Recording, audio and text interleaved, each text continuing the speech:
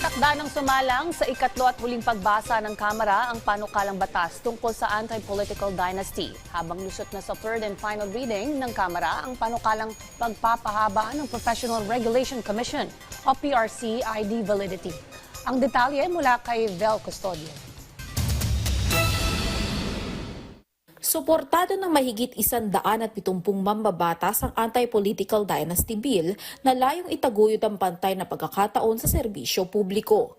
Aprobado na sa ikalawang pagbasa ng Kamara ang House Bill 8389 na ipinagbabawal ang mga magkakamag-anak hanggang second degree of consanguinity na sabay-sabay tumakbo o humawak ng posisyon sa isang lokalidad. Layunin ng panukala na ipatupad ang utos ng 1987 Constitution na ipagbawal ang political dynasties.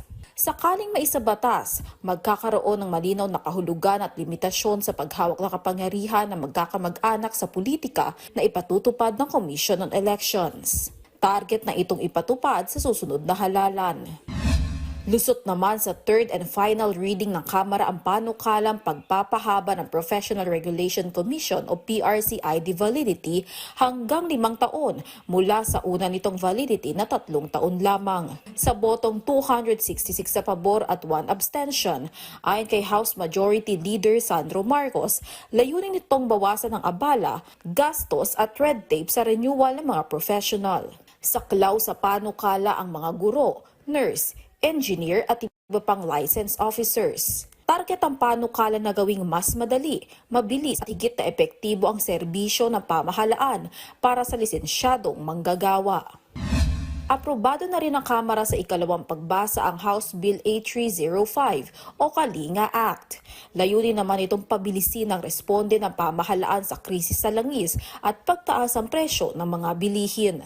Ayon sa isa sa mahigit 150 authors ang panukala na si House Majority Leader Sandro Marcos, magiging gabay ang Kalinga program para sa mas mabilis at mas maayos na aksyon ng gobyerno kapag may bigla ang pagtaas ng presyo ng langis at mga pangunahing bilihin o kakulangan sa supply. Sa ilalim ng Kalinga program, maaabutan ng tulong ang mga low-income household, manggagawa, drivers, riders, magsasaka, mangingisda, MSMEs at iba pang sektor. Kabilang sa mga benepisyo ang cash aid, food assistance, transport support at diskwento sa kuryente. Pinapayagan din ang grace period sa pagbabayad ng mga utilities, suporta sa negosyo at pagpapabilis sa renewable energy projects. Pinapayagan din ang pansamantalang suspensyon ng VAT at excise tax sa langis na hindi lalampas sa 60 araw at pagpapataw ng 15% windfall profit tax sa mga kumpanya ng langis sa panahon ng emergency.